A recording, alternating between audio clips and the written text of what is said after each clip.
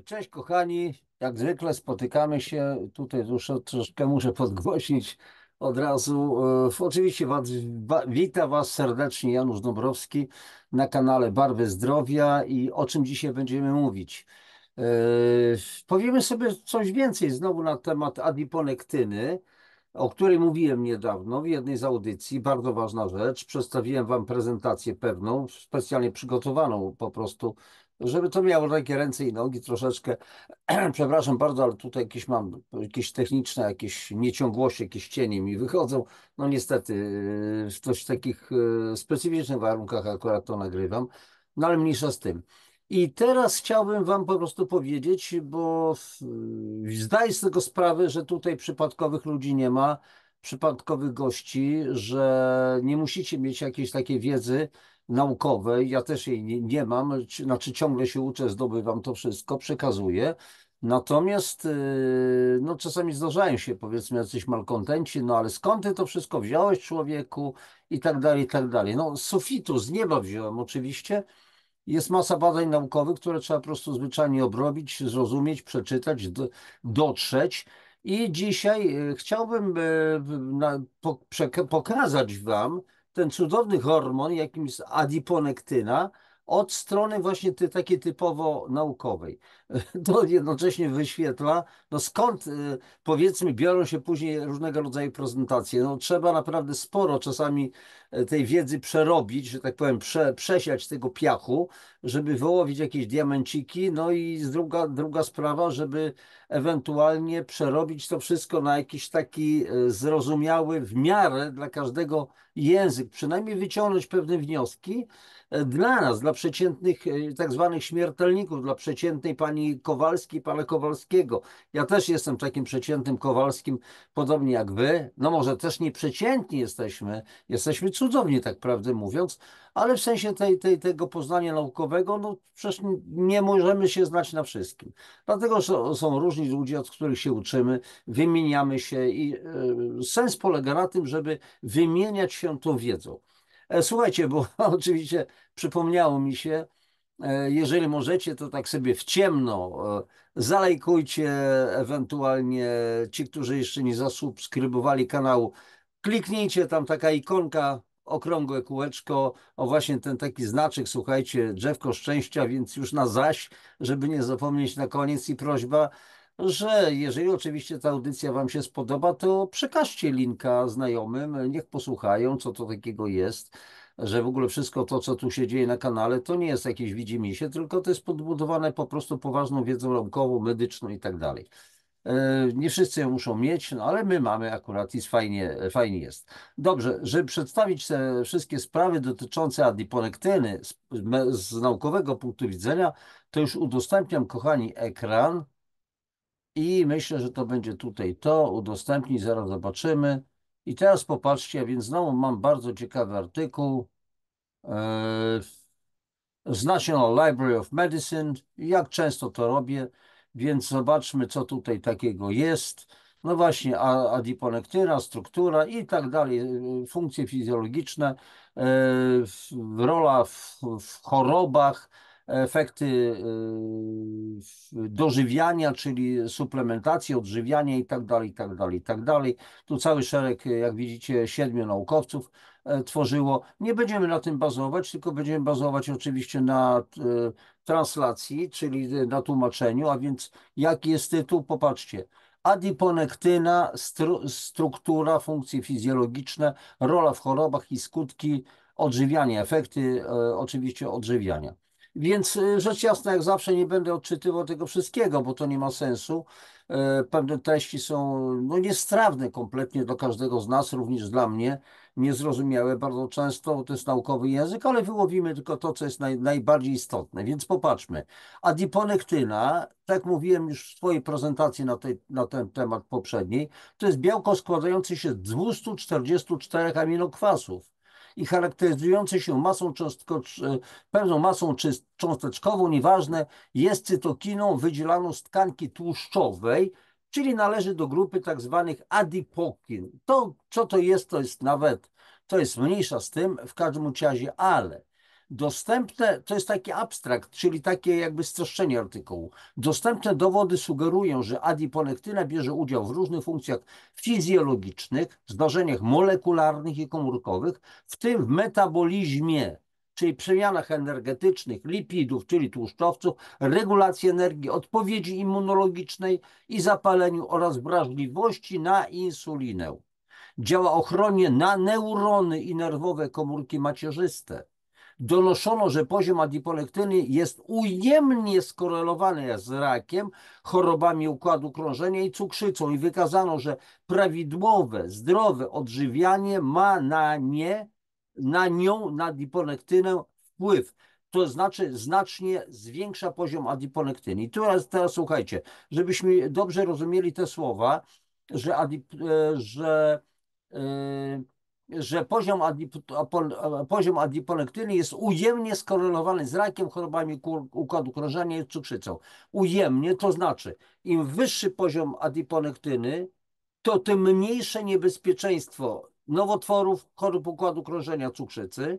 Im mniejszy poziom adiponektyny, tym większe ryzyko wystąpienia nowotworów, układu krążenia i po prostu cukrzycy. W niniejszym przeglądzie kompleksowo omówiono rolę adiponektyny w szeregu chorób, pokazując, że może ona być stosowana jako biomarker w diagnozowaniu tych zaburzeń, a także cel monitorowania skuteczności działań zapobiegawczych i leczniczych. Czyli powiedzmy, chodzi o to, żeby zrobić wszystko, żeby poziom adiponektony był w miarę jak najwyższy. Dzięki temu jesteśmy zabezpieczeni przed tymi ciężkimi różnego rodzaju chorobami. A więc jeszcze raz, wprowadzenie. Adiponektyna jest krążącym hormonem wydzielanym przez tkankę tłuszczową, czyli przez komórki tłuszczowe adipocyty, ten hormon ma działanie ochronne przed stanami zapalnymi i może pozytywnie modulować układ hormonalny, zwiększając wrażliwość na insulinę, zarówno u otyłych zwierząt, jak i ludzi. Oczywiście tutaj posłuchajcie, jeżeli rozwiniecie sobie, bo w ogóle ja link oczywiście do tego artykułu i w oryginale w języku angielskim i w translacji na język polski podaję, więc tutaj oczywiście zawsze są dodatkowe, jak widzicie, artykuły naukowe, są odnośniki, sprawa załatwiona. I teraz popatrzcie. Wpływa pozytywnie na układ hormonalny, zwiększa wrażliwość na insulinę, czyli zapobiega cukrzycy. Dalej, co ciekawe, płeć wydaje się mieć wpływ na poziom adiponektyny. Kilka badań wykazało wyższy poziom adiponektyny u kobiet w porównaniu z mężczyznami. Prawdopodobnie ze względu na wyższy poziom hormonu estrogenowego, o którym wiadomo, że ma wpływ na tkankę tłuszczową.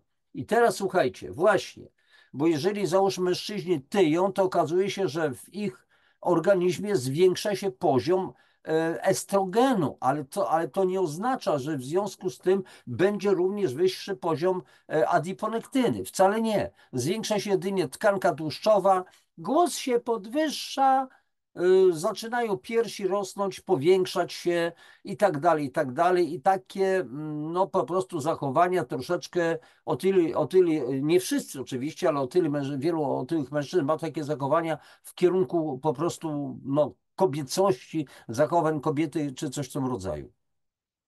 I teraz dalej. Adiponektyna pełni także rolę ochronną przed cukrzycą i miażdżycą. I znowu zobaczcie, że tutaj mamy odpowiednią pracę naukową. Adiponektyna, cel terapeutyczny w leczeniu otyłości, cukrzycy, dysfunkcji śródbłonka naczyń krwionośnych. Jeszcze przypuszczalnie będę o tym mówił. Generalnie trzeba tutaj wiedzieć, że śródbłonek, tak zwane endotelium, jest odpowiedzialne za wytwarzanie, wydzielanie tlenku azotu NO, który jest tak zwanym wazodilatatorem, czyli rozszerza naczynia nam krwionośne. Jeżeli rozszerza, to się zmniejsza ciśnienie krwi.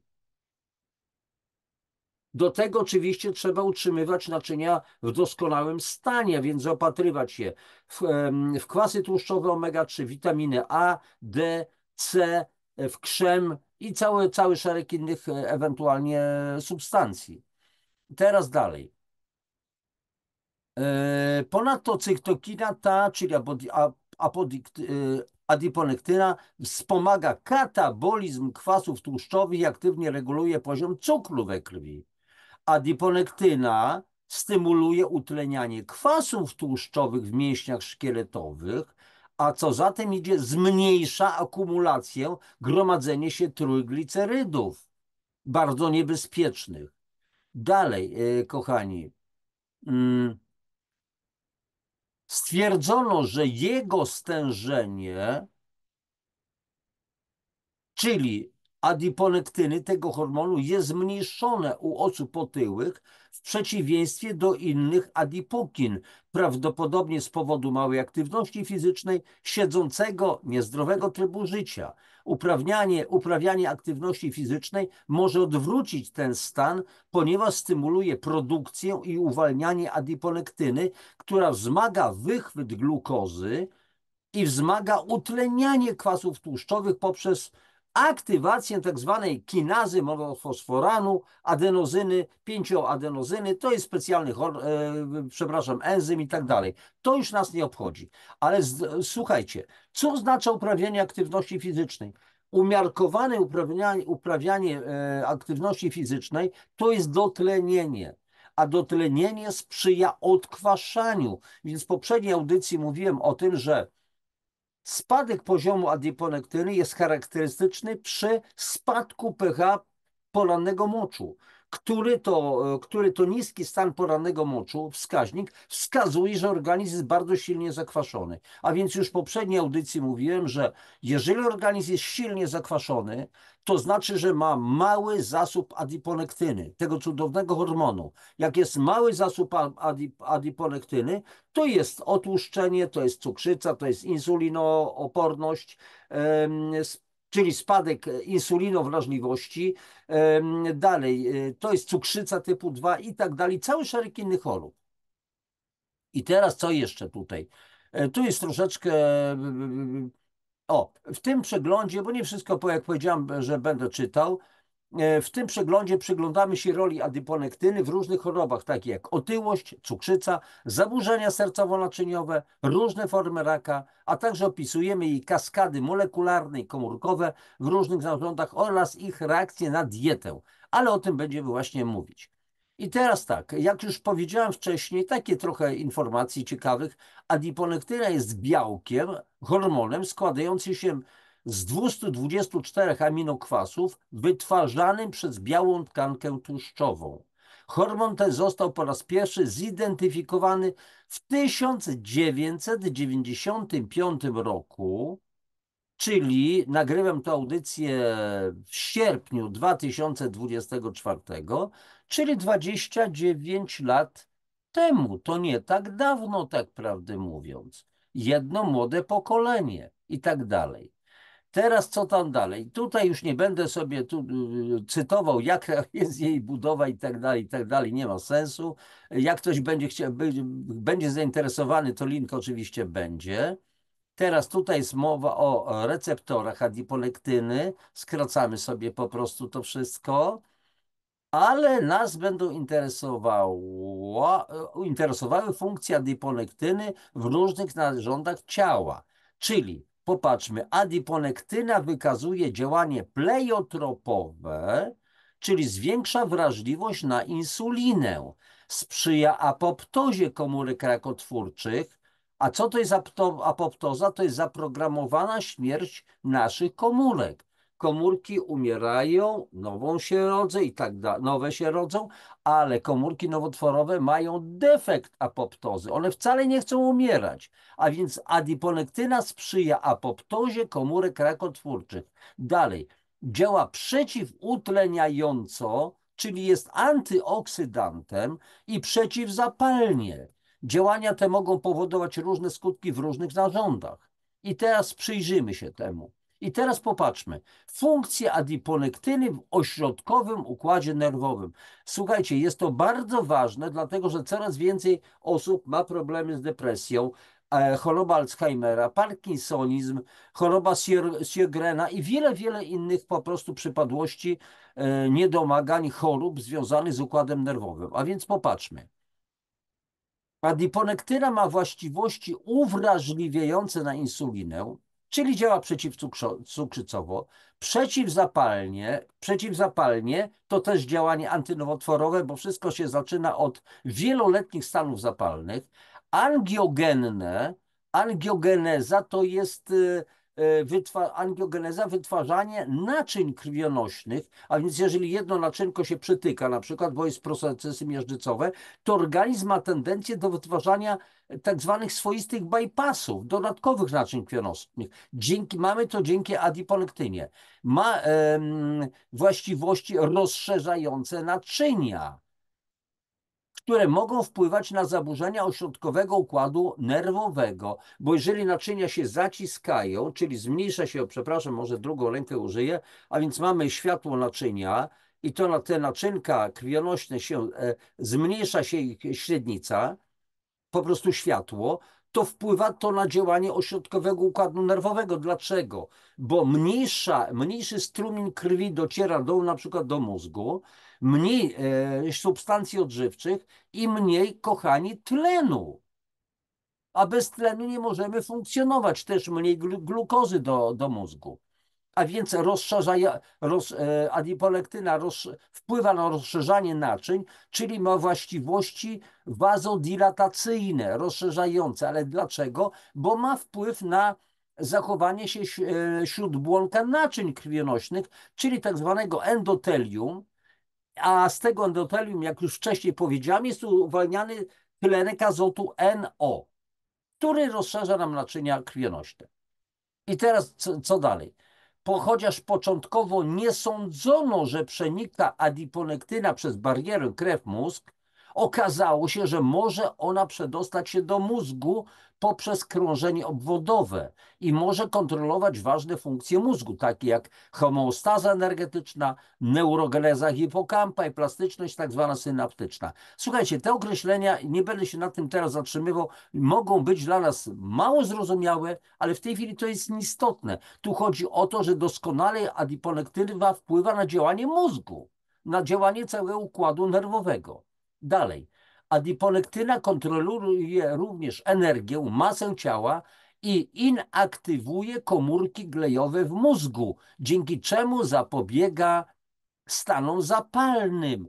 Inaktywuje, czyli dezaktywuje komórki glejowe, tak prawdę mówiąc, a więc o co chodzi? Chodzi o to, że komórki glejowe, z czym nam się to kojarzy? Z glejakiem, tak prawdę mówiąc. A więc zapobiega stanom zapalnym i sprawa załatwiona. Dalej. Co jeszcze tutaj ciekawego? Na razie zostawiamy te inne rzeczy, bo to są mniejszą rolę akurat ten tekst pełni. Dalej, funkcja adiponektyny w wątrobie. Przyjrzyjmy się temu. Adiponektyna przyczynia się do kontroli wychwytu glukozy i metabolizmu lipidów, tłuszczowców, zmniejszając glukoneogenezę i zwiększając glikolizę i utlenianie kwasów tłuszczowych w wątrobie. I te efekty metaboliczne zachodzą przez interakcję z pewnymi tam jeszcze dodatkowymi czynnikami. Na razie to zostawiamy, kochani, bo to nie ma sensu. Będziecie mieli okazję zajrzeć do oryginału, więc będziecie widzieli do tłumaczenia, że to są naprawdę bardzo, bardzo skomplikowane niejednokrotnie określenia. I teraz co jeszcze? Jak wynika z przytoczonych danych, insulina i adiponektyna mają różne i odmienne działanie metaboliczne w wątrobie, które są wymienione w tabeli pierwszej, zaraz to ją pokażemy na krótko. Podsumowując, insulina stymuluje lipogenezę, wytwarzanie tłuszczów oraz glikolizę i syntezę glikogenu. Natomiast adiponektyna stymuluje utlenianie tłuszczów, spalanie tłuszczów. A nam przecież chodzi o spalenie tłuszczów. A więc dbajmy o wysoki poziom adiponektyny. ale żeby dbać o wysoki poziom adiponektyny, to trzeba się po prostu odkwaszać, bo zakwaszenie wpływa na wzrost, na obniżenie się poziomu adiponektyny, na wzrost tkanki tłuszczowej, na insulinooporność, czyli na zmniejszenie się insulinowrażliwości, na powstanie cukrzycy i tak dalej, i tak dalej, i tak dalej, i tak dalej. A więc jest tutaj wpływ insuliny i adiponektyny na wątrobę, jak widzicie. A więc na przykład lipogeneza, adiponektyna zmniejsza, czyli wytwarzanie tłuszczów, utlenianie tłuszczów wpływa, glikogenoliza obniża to i tak dalej, i tak dalej. Słuchajcie, nie musicie wszystkich tych terminów znać. Tutaj generalny przekaz jest taki: dbajmy o wysoki poziom adiponektyny. Dalej. Funkcje adiponektyny w mięśniach. Stężenie adiponektyny w osoczu, w krwi, odwrotnie koreluje z masą ciała, otyłością centralną, ryzykiem cukrzycy typu 2 i insulinopornością u ludzi. Czyli odwrotnie, to znaczy im mniejszy jest poziom adiponektyny, tym większa masa ciała, wynikająca z otyłości, z tłuszczu, nie z tego, że rośnie masa mięśni, wprost przeciwnie, masa mięśni spada, zwłaszcza mięśni szkieletowych, najważniejszych, wzrasta otyłość, wzrasta ryzyko cukrzycy. Dalej, adiponektyna zwiększa wrażliwość na insulinę, na utlenianie kwasów tłuszczowych, pomijam tutaj pewne fragmenty, zwiększa wychwyt glukozy w mięśniach szkieletowych i tak dalej. Co tam dalej jeszcze?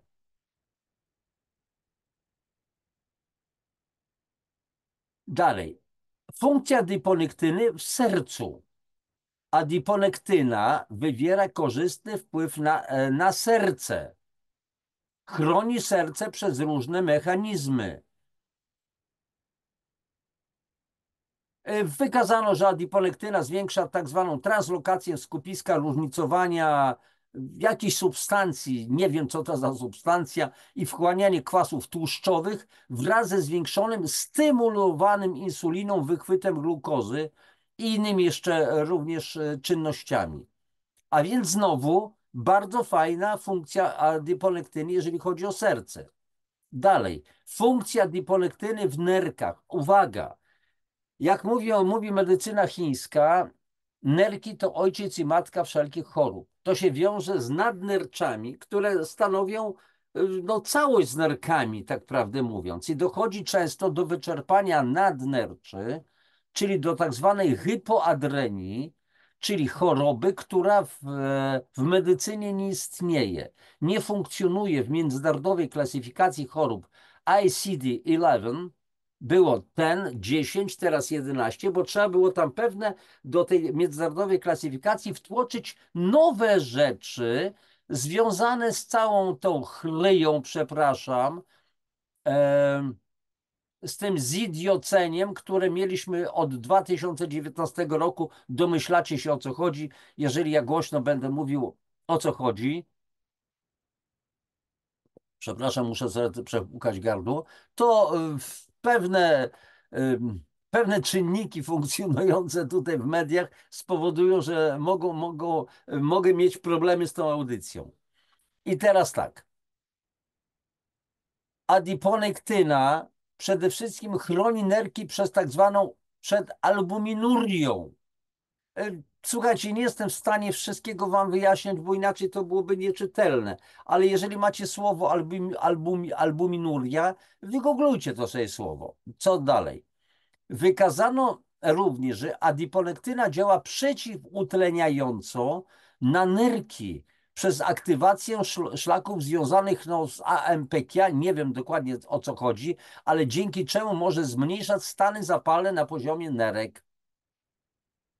I teraz co jeszcze dalej? Odkryli pewni naukowcy tu wymienieni, że mikroalbuminuria była powiązana z niższym poziomem adiponektyny. Sięgamy dalej. Funkcje adiponektyny w kości.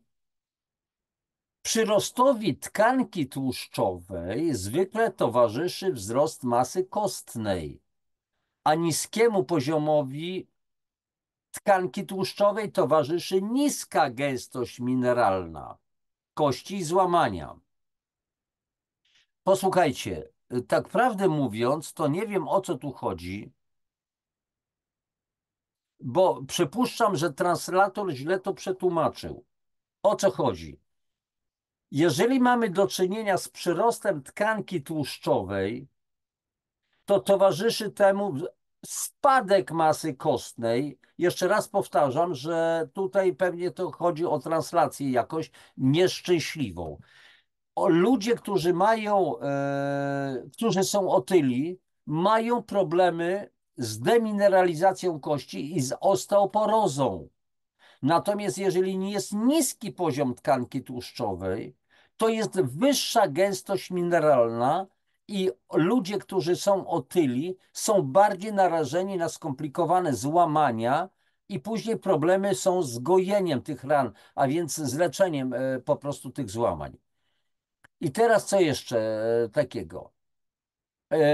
Adiponektynę uważa się za jednego z mediatorów relacji tłuszczowo-kostnej. Istnieje ujemna zależność pomiędzy stężeniem adiponektyny we krwi a gęstością mineralną kości.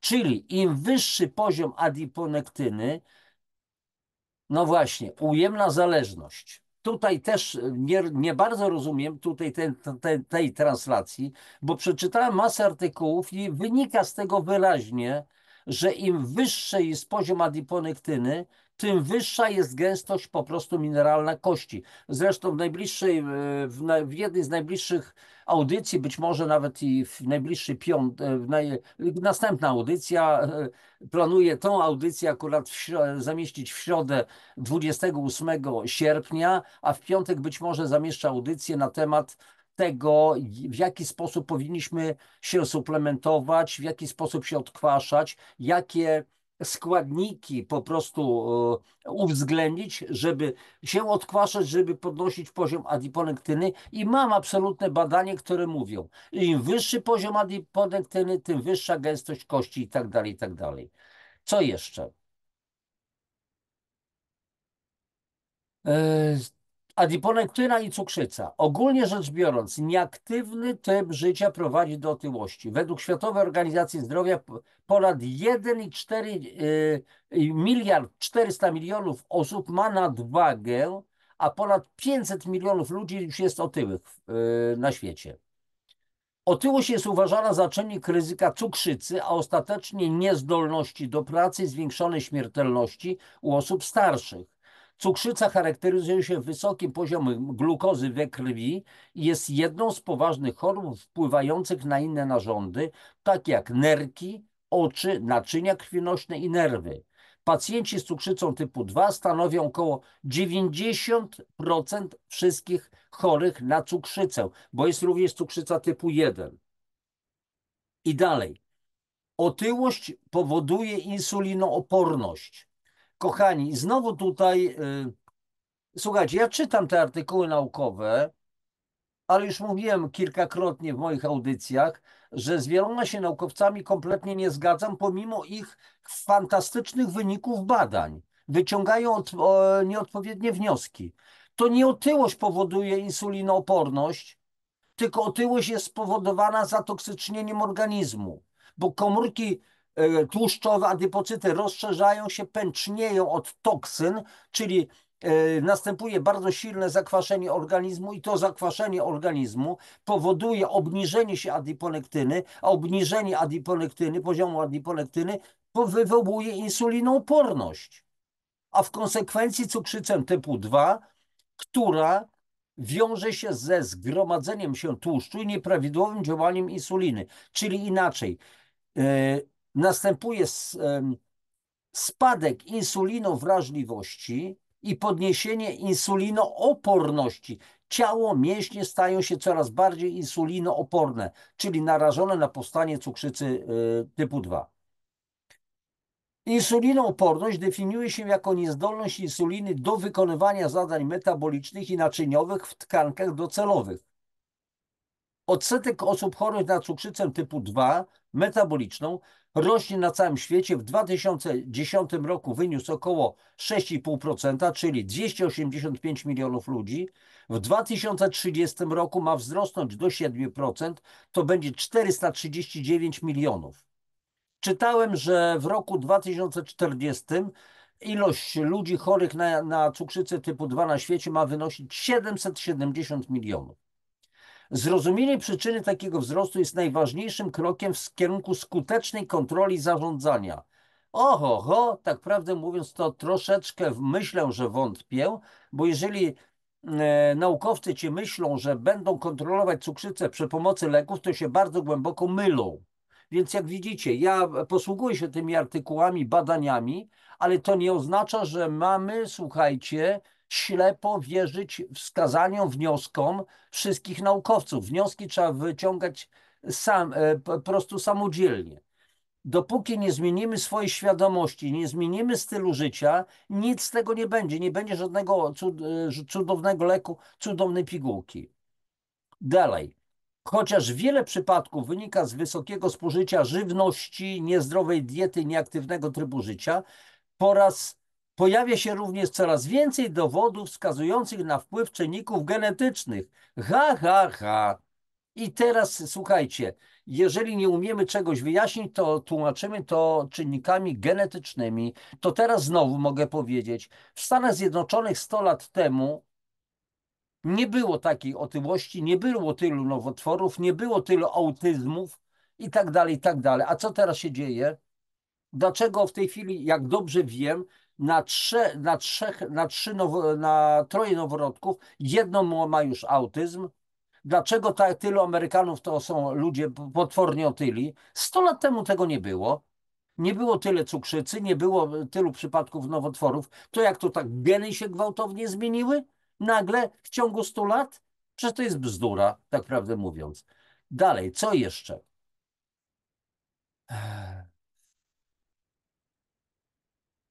Dalej.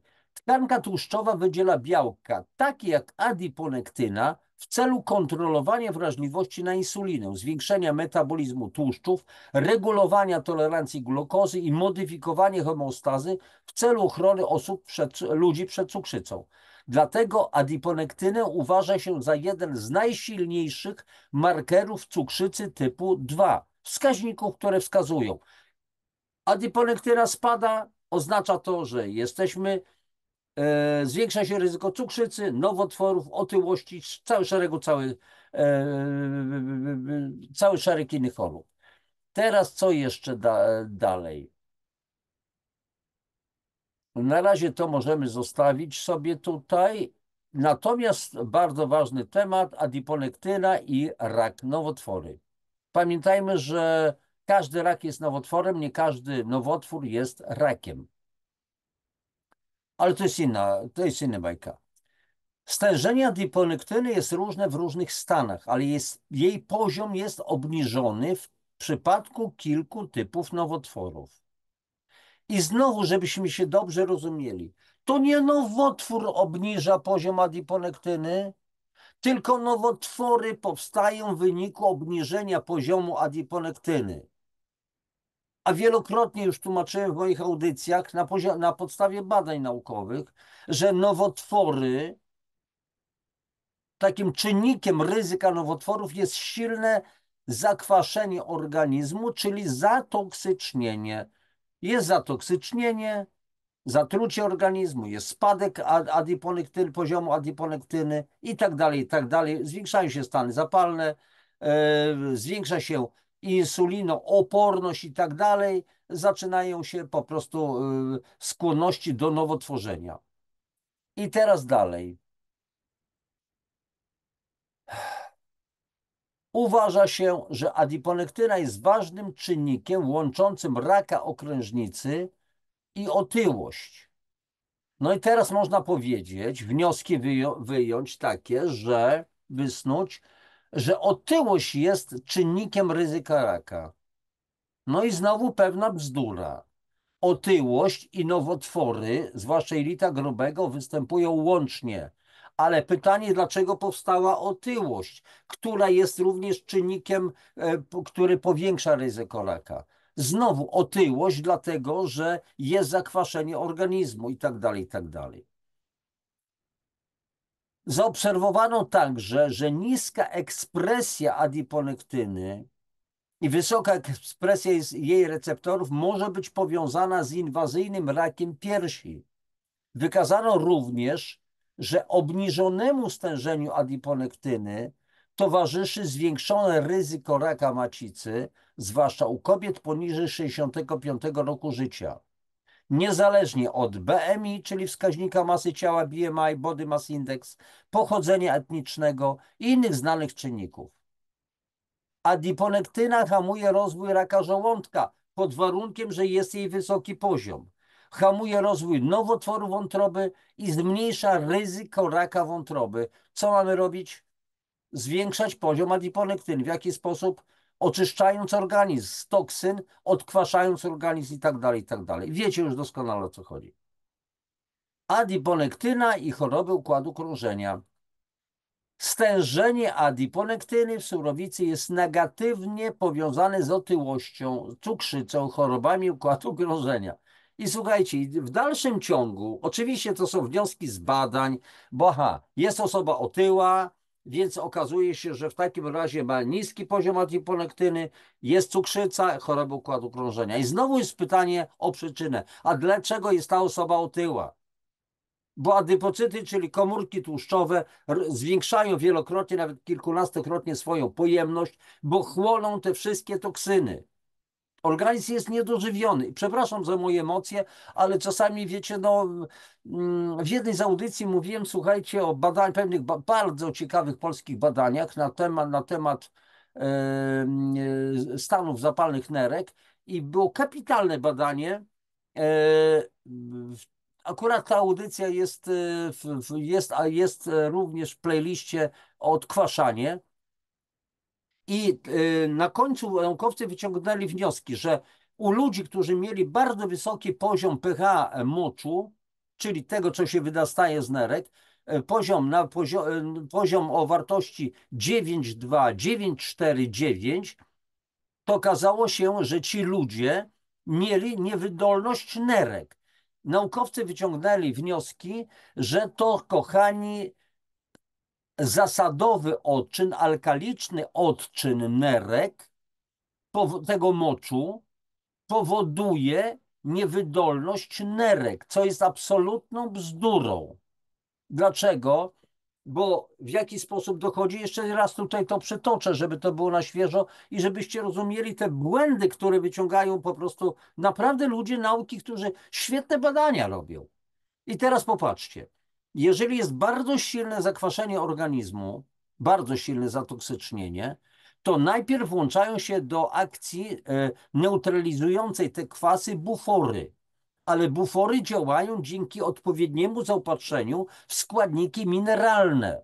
Jeżeli tych składników mineralnych już nie będzie, czyli przede wszystkim nie będzie wodorowęglanów, różnych substancji, na przykład sodu wapnia, nie będzie wielu cytrynianów, to w związku z tym nie ma czym neutralizować tych kwasów.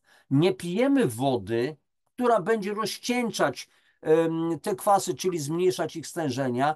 Nie sprowadzimy zdrowego stylu życia, na przykład z większą ilością ruchu. Większa ilość ruchu to jest szybsze krążenie i dotlenienie organizmu, a więc nie ma ruchu, wzrasta zakwaszenie organizmu i tak dalej. Jest ruch, przeciwdziała po prostu zakwaszeniu. I teraz dalej. A więc jeżeli nie możemy w prosty sposób przy pomocy buforów odkwasić organizmu, to do akcji włączają się nerki. W kanalikach jony wodorowe, czyli protony z tych kwasów są wychwytywane, są wykorzystane do wytwarzania amoniaku, silnej zasady, która barwi papierki lakmusowe na granat, czyli wskazuje wysokie poziomy pH rzędu 9, 9,2, 9,4. Ta zasada silnie żrąca i cuchnąca, no woń amoniaku jest umarłego może pobudzić po prostu do życia, tak prawdę mówiąc, jest wydalana razem z moczem. No i co się okazuje?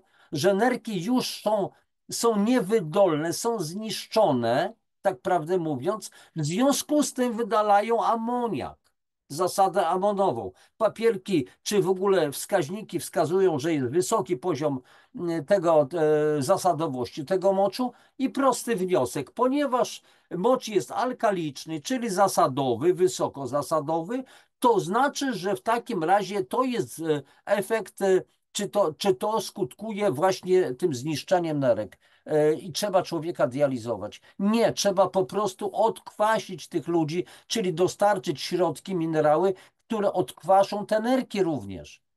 I swego czasu jeden z moich znajomych lekarzy, który studiował pana profesora Franciszka Kokota, nieżyjącego już naczelnego polskiego nefrologa, opowiadał mi. Ja tu powtarzam tę historię, bo już chyba w 2 audycjach o tym mówiłem, ale to jest ciekawe, że miał Franciszek Kokot razem z zespołem pod opieką 60 kilku dializowanych pacjentów i kazał ich poić po prostu zwykłą sodą, czyli kwaśnym węglanem sodu, czyli inaczej wodorowęglanem sodu, czyli zwykłą sodą kuchenną w odpowiednim stężeniu. Co się stało po miesiącu? Po miesiącu ponad połowa tych dializowanych nie musiała być dializowana. Dlaczego? Bo nerki podjęły pracę. Nerki zaczęły po prostu wracać do stanu używalności. Dlaczego? Bo odkwaszono organizmy tych ludzi. Podstawowa rzecz. A i to nie przeszkodziło panu profesorowi Kokotowi, żeby kiedyś mówić później, że człowiek potrzebuje odkwaszania jak ryba ręcznika, że szkielet ludzki jest zbyt cenny, żeby go zużywać na odkwaszanie po prostu organizmu, żeby wyczerpywać z niego wszystkie składniki mineralne i tak dalej, i tak dalej. Zasłużony lekarz, fantastyczny lekarz, a mówił po prostu takie bzdury. I z jednej strony bardzo dobrze działał, na przykład tą sodą oczyszczoną na pacjentów, rozumiał, a ja nie mogę zrozumieć, jak nie rozumiał tego, czym się zajmował tak do końca. Z pełnym szacunkiem naprawdę dla pana profesora Franciszka Kokota. Dalej, a więc dlaczego ja o tym tak szeroko mówię? Dlatego, żebyście, kochani, rozumieli, że naukowcom trzeba ufać, ale jednocześnie trzeba patrzeć na ręce, dlatego że po wielu latach oni wielokrotnie mówią, nie, nie, no wiecie, faktycznie popełniliśmy błędy. A afera stalidomidem na przykład w Niemczech, jeszcze w latach 60., gdzie dawano po prostu takie leki na, nie pamiętam dokładnie o co chodziło, chyba o układ nerwowy i tak dalej, na jakieś uspokojenie i tak dalej. I co? I później kobiety rodziły noworodki, po prostu potworki, tak prawdę mówiąc. To przecież była potężna afera. Co jeszcze tutaj? W kilku badaniach wykazano negatywną korelację między adiponektyną a chorobami układu krążenia. Słuchajcie, żebyśmy dobrze rozumieli. Negatywna korelacja, czyli im niższy poziom adiponektyny, tym więcej chorób układu krążenia, większe ryzyko. Czyli popatrzcie, hipoadiponektynemia, czyli niskie poziomy adiponektyny, zwiększa również ryzyko wysokiego ciśnienia krwi, czyli dochodzi do nadciśnienia, czyli inaczej hipertensji i kardiomopatii u pacjentów z cukrzycą.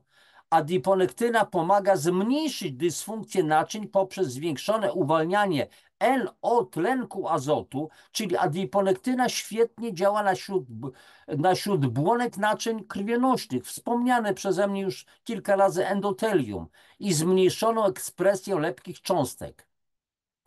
Co tam jeszcze? Tutaj według tych naukowców, z drugiej strony, w przypadku niewydolności serca, poziom adiponektyny we krwi znacznie wzrasta. A teraz pytanie, dlaczego?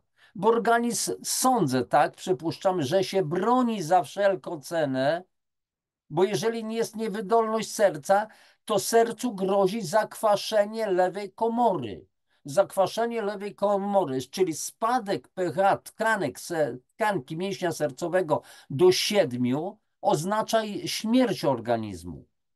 Dlatego dzisiaj coraz częściej się słyszy o śmierci młodych sportowców na boiskach, piłkarzy, siatkarzy i tak dalej. Okazało się, że młody zawodnik dostał zawału, 20 30-letni zawodnik dostał zawału serca. Niemiecki lekarz, doktor, i oskarża się o to oczywiście zawał serca, miażdżycy i tak dalej, ale bada się, robi się, słuchajcie, sekcje. Okazuje się, że ten młody człowiek w ogóle nie miał miażdżycy. Natomiast konkluzja jest taka, że urwał się jakiś skrzep, powędrował z naczyniami krwionośnymi, przytkał ewentualnie aortę i doszło do zatrzymania akcji serca. Guzik, prawda. Niemiecki lekarz Bertolt Kern mówi wyraźnie o tym, że doszło w wyniku silnego zakwaszenia do zakwaszenia lewej komory serca, która się zatrzymała, a więc zatrzymało się krążenie i dopiero później powstał skrzep. A więc sytuacja, wnioski są odwrotne. I znowu, kochani, mówimy o zupełnie odmiennych wnioskach. Widzimy pewien stan, pewien fakt, ale wnioski różni ludzie różne po prostu wyciągają. Teraz dalej. Na razie tutaj, słuchajcie, zostawiamy te wszystkie różne rzeczy. O, bardzo ważne. Adiponektyna i choroba Alzheimera. Choroba Alzheimera to zaburzenie ośrodkowego układu nerwowego dotykającego osoby starsze, powyżej 65 roku. I tu wiecie, jaki wniosek można wyciągnąć? Że to starość jest przyczyną choroby Alzheimera. To starość jest przyczyną sarkopenii, czyli utraty mięśni.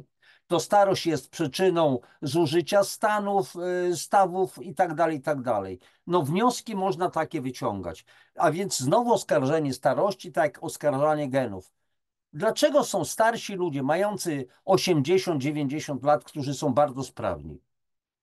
Ja wielokrotnie mówię, 2 stycznia 2024 roku skończyłem 70 lat.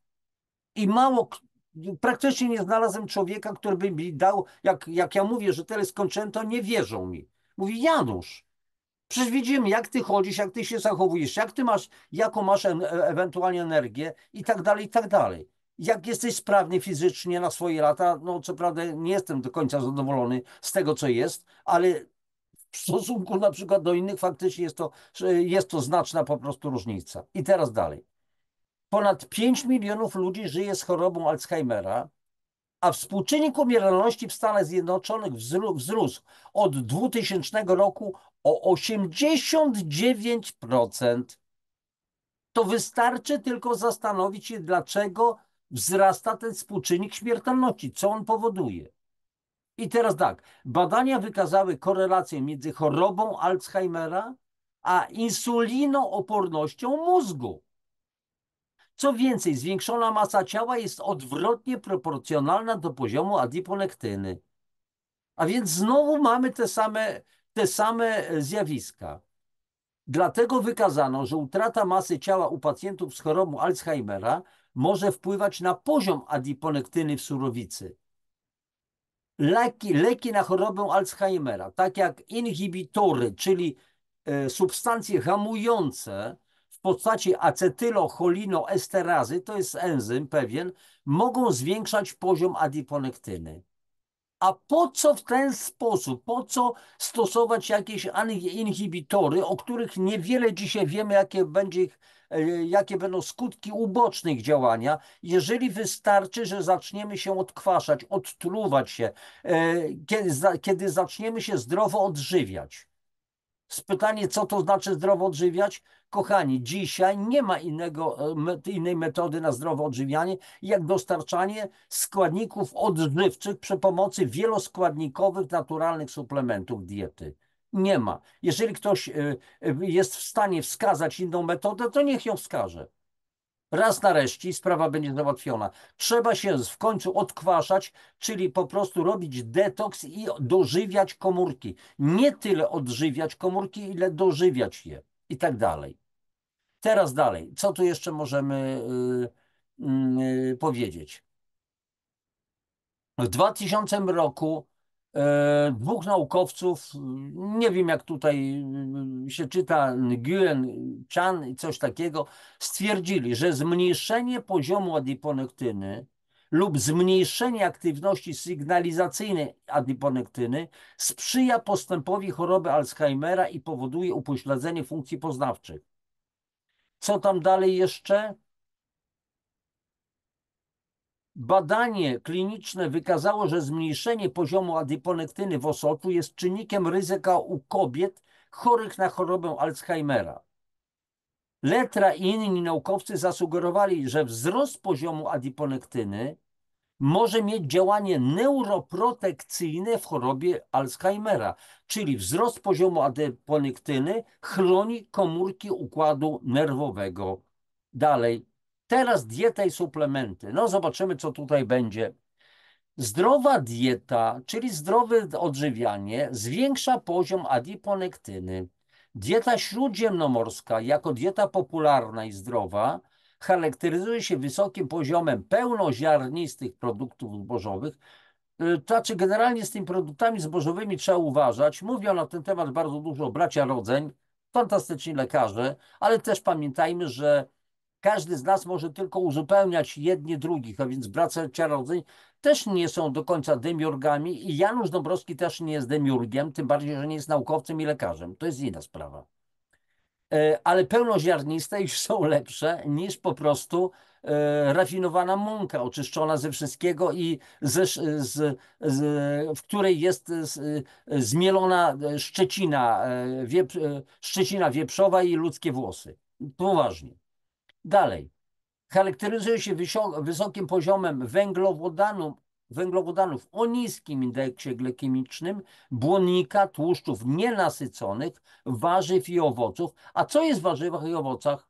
A w warzywach i owocach są przede wszystkim, słuchajcie, witaminy, czyli warzywka są wieloskładnikowe. Tam jest masa minerałów w odpowiednich postaciach, między innymi w postaci różnych cytrynianów, innych związków. Tam jest masa oligoproantocyjanidyn, różnych polifenoli, antocyjanów i tak dalej, i tak dalej. Co jeszcze? Coraz liczniejsze badania wykazały że podwyższony poziom adiponektyny u osób stosujących dietę czarnomorską. Patres i inni naukowcy doszli do wniosku, że 122 pacjentów z cukrzycą typ 1 to jest cukrzyca bardziej niebezpieczna niż cukrzyca typu 2, bo cukrzyca typu 1 to jest cukrzyca, kiedy komórki beta-trzustkowe, wysapki Langerhansa nie wytwarzają już insuliny. Jest dezaktywacja. To jest trudności. A więc 122 pacjentów z cukrzycą typu 1, pierwszego, spożywających duże ilości nasyconych kwasów tłuszczowych, miało obniżony poziom adiponektyny. Ale dieta z dużym spożyciem tłuszczów nienasyconych była w stanie zwiększyć poziom adiponektyny. I teraz dalej. Nienasycone kwasy tłuszczowe stymulują uwalnianie adiponektyny poprzez aktywację, nieważne, peroksydacji tutaj gamma, nieważne co to już w tej chwili jest. W każdym razie kwasy eiko-zapentaenowy i dokozaheksaenowy, czyli generalnie odpowiednia odmiana kwasów tłuszczowych omega-3, aktywują pewne szlaki, które stymulują ekspresję adiponektyny w adepocytach, czyli po prostu uwalniają zwiększone ilości adiponektyny. Dalej. Spożywanie pokarmów o niskim indeksie glikemicznym, takich jak owoce i warzywa, odgrywa kluczową rolę w ochronie organizmu przed stanami zapalnymi wywołanymi zespołami metabolicznymi i chorobami układu krążenia, przez zwiększenie poziomu adiponektyny. Ale uwaga, przepraszam tutaj za sprawy techniczne. Przed stanami zapalnymi wywołanymi zespołami metabolicznymi, chorobami układu krążenia. A na Boga, ale czym te stany zapalne są wytwarzane? Te stany zapalne wytwarzane są to przez toksyny. Jeżeli coś obcego dostaje się do naszego organizmu, to już momentalnie jest wywoływany stan zapalny i tak dalej. Co tutaj jeszcze ciekawego? O, na przykład Silva i inni w 2011 roku wykazali 60% wzrost poziomu adiponektyny przy codziennym spożyciu ryb i innych źródeł kwasów tłuszczowych omega-3. Ale pytanie, jakie są to ryby? Tilapia albo panga z delty Mekongu? Czy tu chodzi o ryby zimnych wód? To jest bardzo ważne. Teraz co jeszcze? Tu na razie, słuchajcie, zostawiamy to, bo i czas zbliżamy się po prostu do końca. Słuchajcie, no wnioski, krótko, węzłowato i kończymy akurat na dzisiaj ten przegląd. Wnioski. Adiponektyna jest cytokiną wydzielaną z tkanki tłuszczowej. Dostępne dowody sugerują, że adiponektyna bierze udział w różnych procesach biologicznych i zdarzeniach biochemicznych, takich jak metabolizm lipidów, czyli przemiany energetyczne lipidów, regulacja energii, zapalenie i wrażliwość na insulinę. Działa ochronnie na neurony i nerwowe komórki macierzyste. Donoszono, że poziom adiponektyny jest ujemnie skorelowany z występowaniem nowotworów, chorób układu krążenia i cukrzycą, a także wykazano, że wpływa na nie odżywianie. Oczywiście odżywianie, które ma na celu dostarczenie odpowiedniej ilości komórkom składników odżywczych. Każda komórka potrzebuje dziennie 70-90 składników odżywczych, plus woda, plus tlen. A więc wszystko jest w porządku. Ten ujemnie skorelowany, przypomnę, układ, czyli im wyższy poziom adiponektyny, tym mniejsze ryzyko nowotworów, chorób układu krążenia i cukrzycą i odwrotnie. W niniejszym przeglądzie kompleksowo dokonano przeglądu roli adiponektyny w szeregu chorób, sugerując, że adiponektyna może być użytecznym biomarkerem tych zaburzeń i może być celem monitorowania skuteczności różnych interwencji zapobiegawczych i leczniczych. Oczywiście, czyli leczniczych, czyli mających na celu na przykład podniesienie poziomu tej adiponektyny, ale w jaki na Boga sposób? Dobrze, na razie słuchajcie, kończymy i jeszcze parę słów na koniec ode mnie. Mam nadzieję, że Was nie zamęczyłem. Czasami, słuchajcie, jest takie może potrzebny taki przegląd, chociażby po łebkach jakiegoś takiego artykułu i jednocześnie taka mała dyskusja, czy też no, Masz, znaczy, dyskusji tu nie było, bo to był monolog z mojej strony, to wy wiecie doskonale, bo gdybyście wy zadawali mi pytanie, to moglibyśmy dyskutować. No ale powiedzmy, uwzględniamy, że jednak wy słuchacie, macie jakieś myśli, przenosicie je do mnie na zasadzie telepatii i jednocześnie, a więc w ten sposób możliwe, że ta dyskusja po prostu przebiega. Słuchajcie, kochani, proste wnioski. Znowu, poprzednia moja audycja pokazywałam, co to jest adiponektyna, co tam się dzieje i tak dalej. Tu zobaczyliście artykuł naukowy, który udowadnia, że to, co poprzednio mówiłem w poprzedniej mojej audycji na temat adiponektyny, ma pokrycie właśnie w tych badaniach naukowych. A więc o co chodzi? No, chodzi o to, że cokolwiek tutaj się pojawia na tym kanale, to nie jest wzięte gdzieś z głowy niejakiego pana Janusza Dąbrowskiego, i tak dalej, którego można oskarżać o jakoś takie, wiecie, że nosi taką foliową czapeczkę, czy też, no, z czego to? Z aluminium czapeczkę, aha, że jestem po prostu foliarzem, tylko że to ma ręce i nogi. Tylko znowu zobaczcie, jakie fajne wnioski można wyciągnąć z tych wszystkich badań naukowych, z tego czytania w zasadzie, że nawet jeżeli są fantastyczni naukowcy, którzy badają, to często, jak każdy z nas, mamy takie klapy, jesteśmy zamknięci w jakiejś pudełku, w takiej bańce, i nie widzimy tego, co jest na zewnątrz. A więc ci naukowcy, oni są oddani, robią to wszystko z ogromnymi serduchami, z niesamowitą emocją. Mają, że tak powiem, ciąg na bramkę, chcą coś odkryć, ale są bardzo głęboko zanurzeni w swoich paradygmatach naukowych. Jeżeli temu naukowcowi powiedzieć, jedz więcej warzyw, odkwaszaj się, detoksykuj, dostarczaj organizmowi to, co jest mu potrzebne, ale zaraz, no leki mamy. Teraz będziemy myśleć o wyprodukowaniu, wytworzeniu jakichś leków. A więc już się pojawił, jak pojawiła się jakaś cudowna pigułka podobno na otyłość. Po prostu dla mnie to jest szokujące. Jaka pigułka na otyłość? Ludzie. Ja nie mówię do was, ludzie, tylko do tych, którzy tak myślą, że będą brać tę pigułę, popiją czymś tam, na przykład Coca-Colą albo może szklaneczką whisky i będzie wszystko w porządku. Dopóki nie zmienimy stanu tej przestrzeni między uszami, w tej przestrzeni 25 centymetrów, jeżeli coś się nie zadzieje, to się nic nie będzie zmieniało. To trzeba w końcu zrozumieć. Jedynym rozwiązaniem jest zmiana naszych paradygmatów, zmiana naszego myślenia, zmiana naszej świadomości, to pod każdym względem. Ale do tego trzeba zrozumieć, jak cudownymi istotami jesteśmy, jak zostaliśmy cudownie, po prostu niewyobrażalnie cudownie stworzeni, jak te układy w nas funkcjonują. Biliony reakcji biochemicznych zachodzą w ułamku sekundy, nad tymi reakcjami nie panujemy, to wszystko się dzieje samoczynnie i tylko my sami sobie przeszkadzamy.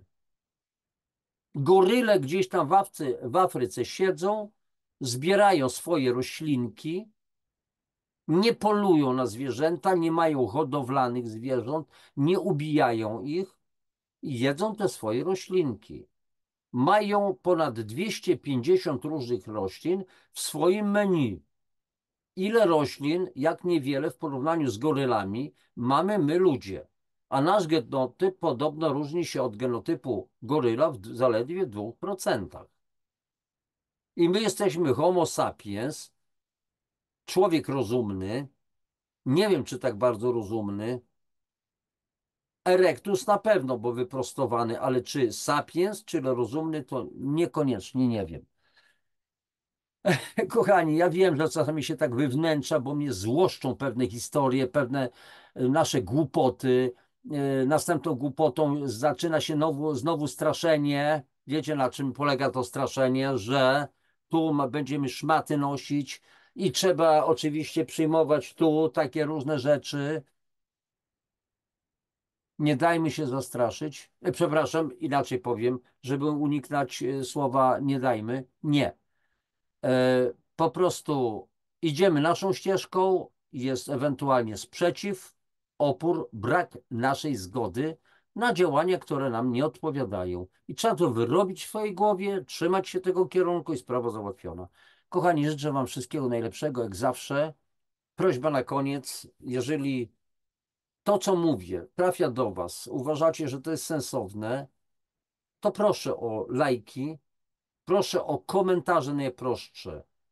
Niech to będzie jedno słowo, algo, na pożarcie algorytmom, bo one zanotują, że coś się pojawiło. Napiszcie tak, napiszcie wdzięczność. Im więcej będziecie używać słowa wdzięczność, tym więcej będzie tej wdzięczności do Was wchodzić i to będzie działało na Waszą korzyść również. Użyjcie obojętnie, możecie jakieś tam kciuka z tych ikonek podać, uśmieszek, nie ma sprawy. Niech się coś pojawi. I przekazujcie proszę te linki do swoim znajomym, swoim bliskim. Niech po prostu słuchają. Możecie ich co najmniej zapytać, wiesz co, przesyłam ci taki link, weź posłuchaj tego faceta. Powiedz mi, bo zawsze liczę się z twoim zdaniem, w ogóle co sądzisz o tym, co on w ogóle ten gość mówi? Czy to jest sens, czy nie jest sens? Trzymajcie się, najlepszego wam życzę. Papatki.